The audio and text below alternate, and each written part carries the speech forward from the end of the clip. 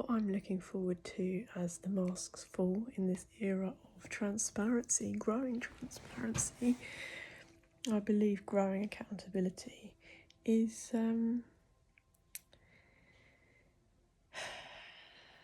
just finding out who we are truly fully aligned with or not, seeing people for who they really are rather than who we want them to be or any potential or, patience and forgiveness are part and parcel of relationships. But what I'm finding that's challenging me at the minute is when people test you to see whether you're meeting their needs. They test us to see, rather than just be vocal and clear and honest and speak words of truth, which I don't know why it's so difficult for some people. I don't know what they've signed up to. I've never had a problem with it, and probably that's got me more dislikes than likes, which thank God I don't give a shit about any of that. I'm aligned with who I need to be aligned with, but is it to save hurting someone's feelings if you don't be honest with them? I mean, there's a way of being gentle in what we deliver, but there's this testing that is like this unspoken test that you have to do, whether you do something without someone asking, or whether you show this thing to demonstrate that you are there for that person, or that you're loyal to them when they may not be loyal to you, or that you have to sort of pass all these tests that when you read energy, it just becomes quite obvious that somebody's like going through 212, going through all of this mental stuff because of their own paranoia, because of their own insecurities, inadequacies, which we all move through cycles of. Potentially we nail them and they disappear because ultimately we're not here to please other people. If we want things to go the long haul and to have harmonious relationships in all aspects of our lives, long term, then honesty is literally the only policy. Like, it can't be love if it's not honesty and truth. Love, that's not real love. There's some form of control or codependency or some form of needing to shape things to a certain narrative to look a certain way to the outside world, rather than things naturally evolving and just flowing as two individuals working through whatever presents themselves in that particular dynamic or work scenario or situation. I'm observing a few scenarios right now that are playing out in my life, and I find, the testing, rather than just being upfront and kind of frank,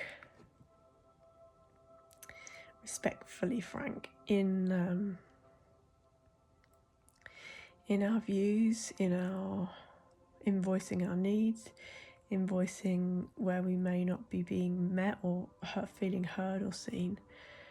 But this testing is just, it's really immature. And it's avoidant behaviour, because shouldn't we just all be able to talk to each other honestly? I don't understand what part of the ego, the pride or wounding has been there that stops somebody from just being real. Like, I've noticed over the years of being in and out of social circles and things, is like the loudest, most flamboyant in the room is probably the most insecure, the one that needs most validation, most attention, most I mean, that's not going to be for every case, and I don't want this to come across as a judgment. It's an observation. It just seems like I come across people who appear very confident to the outside world when actually they're questioning themselves all the time in their head. And they're questioning this, that and the other, you know, and as we, well, some of us have always been sensitive to energy, but as we get more and more sensitive to energy, it's just going to be easier to read. It's just going to be easy to see that, you know, those who don't speak their truth are sitting in some form of low vibration, guilt, shame, and without addressing that stuff, without sharing or getting things off our chest, it affects our body, it affects our organs, it affects things long term, like longer than it needs to affect us. You know, there has to be a level of accountability. There has to be a level of like self-respect in how we live and how we speak to ourselves and speak to others and what we consume. And like, we've come so far from the ways the ancestors lived that we now sort of try to justify or normalise certain things and behaviours that have led to certain situations or states in our life that people now defend. And then I don't understand how we've fallen so far. You know, this is not a doom and gloom thing, because I'm here, I believe life's sacred and it's absolutely miraculous and there's beauty all around and it's a beautiful sunny day and I've seen gorgeous red butterflies circling me, and then just meditating about something in particular, and then that particular bird just hovers over, and they're quite rare here, so I know the beauty, but I just 7-Eleven just gone past on the clock. I don't know why I think we've let ourselves down. I know we're always sort of trying to find our way and move through the difficulties of the now moment, which presents so many weird things in this physical matrix.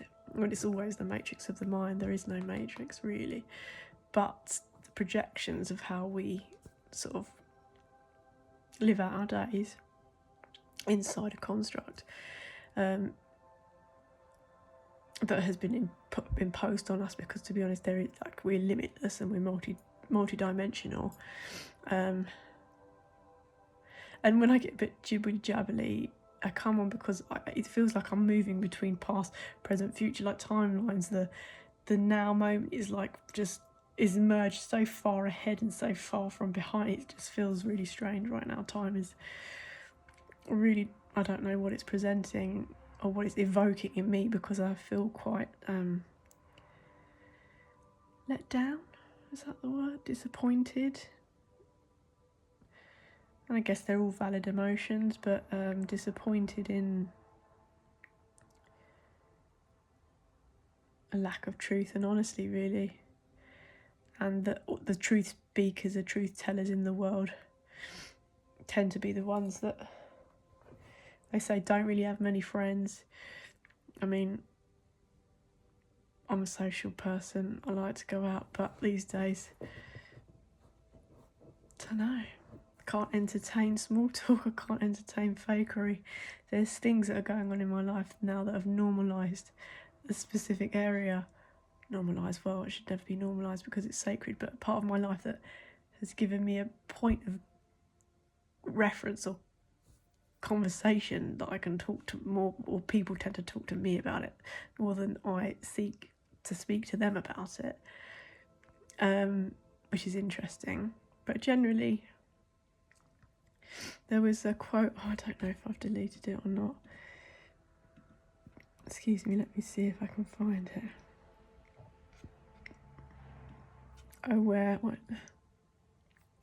that said, the older I get, the more I understand why people disappear into art, music, gardening, books and quiet lives. Because some people are just like have storm in a teacup brains right now, and I trust and wish them love and healing on their journey, and they don't need that from me, but I just wish we'd all respect ourselves more and be more truthful and honest. But then, you know, the shadow side, the lustful temptations or the kinks and the perversions and the private stuff that goes on in secret, like it exists in the human psyche until we heal and address it. You know,